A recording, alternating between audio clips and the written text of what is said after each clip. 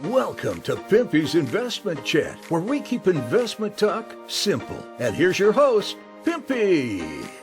What is going on out there, peeps? So it absolutely looks like the momentum is in favor of Iraq and this new government. All the things that we've been speaking about over the last couple of days seem to be happening quickly. The sooner the better, I say.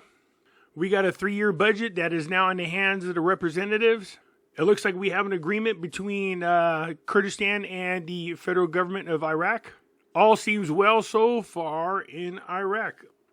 Before we get started, do me a favor, hit that thumbs up button. If you're not a subscriber, please do so, because when you do, it helps out the channel, and I certainly do appreciate it. If you're thinking about buying gold and silver, check out our friends at Money Metals Exchange. The link is down below in the description.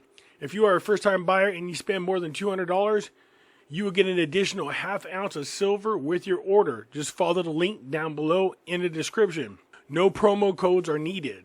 You can find me on other social media platforms like Facebook. I do have my own group called Pimpy's Investment Chat. Over here we do talk about gold, silver, cryptocurrency, as well as foreign currency investments and any other investments you wish to talk about. Come on over here. It's free to join. Just follow the link down below in the description. I can be found on Twitter, MeWe, YouTube, Odyssey, and now Rumble. Yes, that's right. I finally got a Rumble.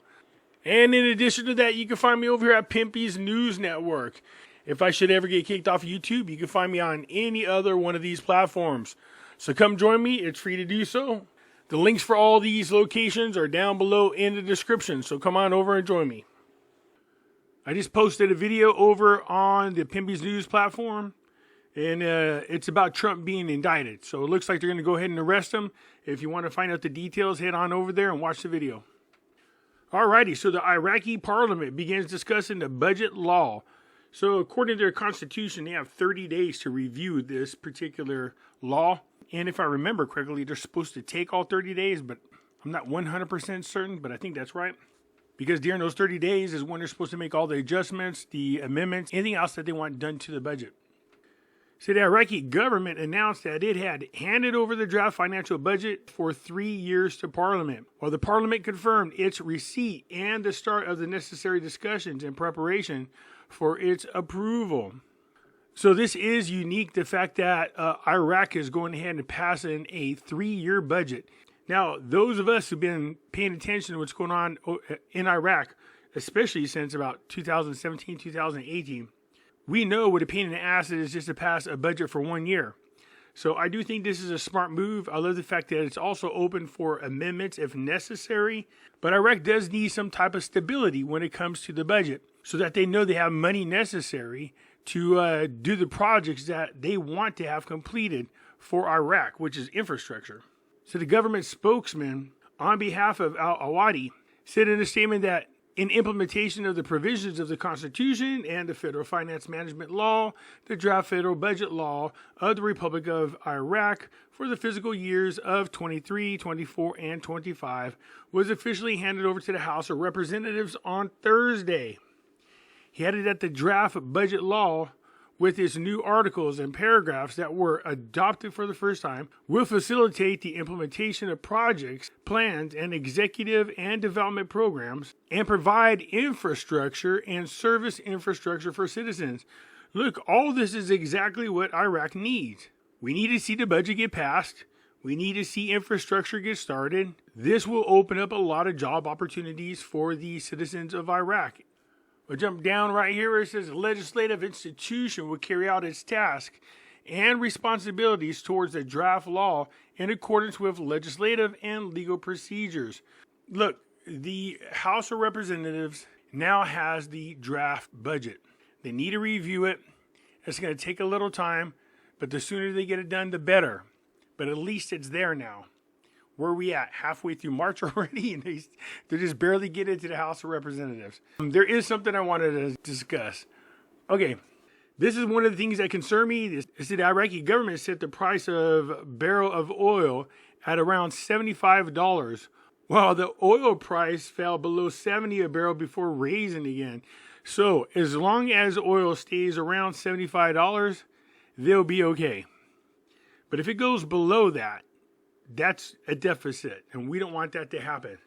So we'll keep an eye on oil because depending on where the oil price is, it could cause problems for Iraq.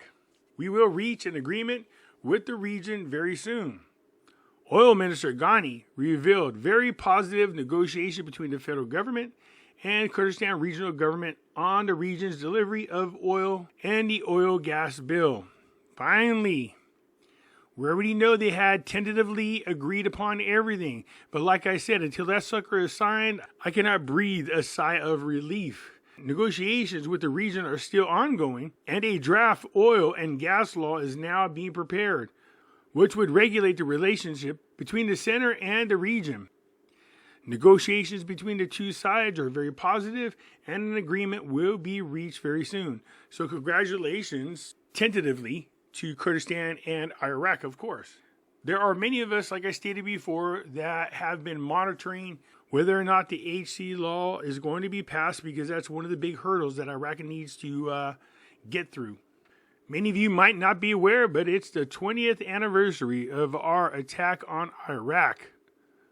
Iraq must not squander another opportunity to rebuild. 20 years since the start of the war, since Iraq has been liberated. Like I said, the United States is great at going in there and doing regime change, but they're terrible at rebuilding. That's usually why other countries swoop in and help the country rebuild so that they can have influence over the country. The war's legacy is 20 years of broken hopes and dreams. This government must do better. The scary part is the government that's in charge are ran by a very corrupt group of people, and you have to rely on them to do all the right things. Yeah, so far so good, but again, time will tell. I'm going to skip forward just a little bit because the author spends a good chunk of time talking about survivor guilt. You know, there's a group of people, she's saying that, feel guilty about everything that everybody went through, and the fact that some of them made it out unscathed versus others who were murdered, during these wars. And so there's this kind of a survivor guilt that she and others are feeling because of this. So I wanted to get to this part because what this person is saying is accurate. Had they had the right type of government in place, Iraq would have turned out a lot differently than where they are today. The anniversary of the 2003 war isn't just about taking stock of what happened during the war and its immediate aftermath. It is also about taking stock of the lost hopes and broken dreams that followed. In 2003, those in charge had a rare opportunity to rewrite Iraq's story. Had a system of good governance rooted in the rule of law and public service amongst politicians been put in place, even with some flaws, Iraq could have risen up to be the leading economic and cultural regional powerhouse. Certainly a number of Iraqi neighbors, such as Syria and Iran, would not have stood back and allowed it to happen, but without Iraqi politicians bickering amongst themselves over personal gain, and without others willing to act as proxies for other countries or causes, Iraq would not have suffered as it did. That's one of the things I discussed. I said, look, you can sit there and say, oh, the punishment that the United States is putting on Iraq by keeping them under the Chapter 7 of the UN law. No. It had nothing to do with the U.S. It was the corrupt politicians. Had them corrupt politicians not been in place and we had a legitimate government in Iraq, they would have been out of trouble a long, long time ago. So it wasn't about whether or not the U.S. was just being mean and keeping them under punishment. It's the fact that they just couldn't trust the Iraqi government because it was very corrupt. I explained to people that Maliki wanted to be the next Saddam Hussein. He literally wanted to be a dictator. Some would say it is naive to believe that the aftermath of the 2003 war could have ever led to a more peaceful, prosperous future. Look, I had hoped it was going to happen. I didn't see any reason for it not to happen, but I was naive when it came to the politics over there in Middle East, especially in Iraq. But the removal of Saddam's dictatorship did not necessitate the dismantlement of state institutions, the blanket dismissal of security forces, the looting of army depots, and the occupation that refused to take any responsibility for a civilian population. There was a misguided American view that Iraqis did not have much that bound them together and that their communal identities would take precedence over national identities, leading to a number of disastrous policies. U.S. officials and Iraqi opposition leaders from abroad promoted sectarian and ethnic divisions as a way to rule a country based on a rich fabric of interwoven communities. Policy decisions translated into destruction of lives, and without all those counterproductive decisions that were systematically made after the war, the picture in Iraq would undoubtedly be very different. She went on to say, this week I attended a roundtable discussion with Iraq Prime Minister al-Sudani. He is Iraq's 7th Prime Minister since Iraq got its sovereignty back in the mid-2004. All remain alive and left office through a peaceful transition of power, which is a significant achievement, even if how they came to office raises questions about a deeply flawed political system. She said, I asked Sudani what his greatest challenge is 5 months into his job, and his response without hesitation is regaining the trust and confidence of the people. They have completely lost faith in the political class. No truer words have ever been uttered by an Iraqi politician. Well, the same could be said for most politicians around the world, seriously. Dwindling voter turnout, 36% of all eligible voters in the 2021 elections, reflects a general disenchantment with the political system that is plagued by corruption and kleptocracy. There are also moments in remembrance and loot, such as when Iraqis were able to vote freely for the first time in 2005, when Iraqi forces liberated cities under Islamic State control, when Iraqis showed one another kindness during times of hardship, and even when Iraq won the AFC Asian Cup in 2007. When the Pope visited Baghdad, Ur Najaf and Mosul and Erbil in 2021, an overwhelming sense of joy was matched by tears for the potential of unity that binds Iraqis. That potential and its loss is ever present. Yeah, that's the thing. It's the same thing with America. Look, when something major happens to this country, then all of a sudden we all unite. We all start waving our flags. We all love our country. But that hasn't happened since 9/11. Since then, this country's been divided. We got people who actually hate this government. They're actually politicians. It's just crazy to see. I can't believe we even allowed this to happen, which makes you question how the hell they got there. Iraq's politician regaining the people's trust is a tall order, but it is the only way that Iraq can start a new chapter. Yeah, al-Sudani appears to be doing all the right things. Outside of smuggling money over to Iran, which is not a good thing, and helping them circumvent the sanctions, was just a bad move altogether. But as far as all the other issues are concerned, al-Sudani seems to be doing all the right things, and I'll give him credit for that. Politicians need to show that they are public servants, serving the Iraqi people and state rather than using their votes to get into positions of power and influence to enrich themselves and their patronage networks. That's the same here.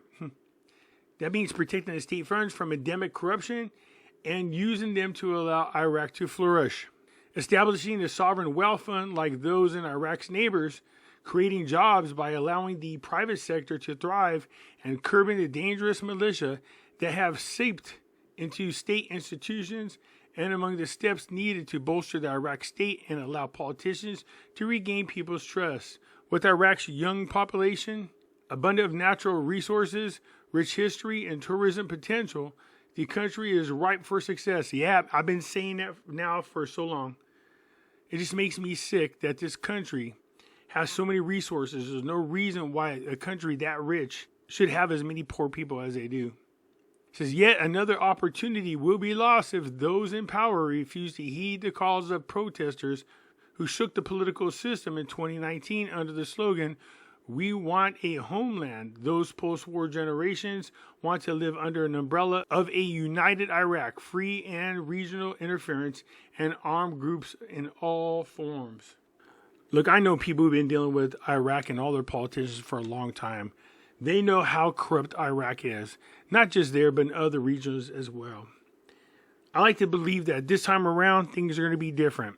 I'm not happy about what happened with Sauder bailing out and allowing the coordinated framework to be there. But so far, the coordinated framework appeared to be doing all the right things. And let's just hope they stay down that path, not for their own sake, but for the sake of Iraqi people. Anyways, that's it for now. I look forward to your comments down below, and I'll get back at you later. I'm out.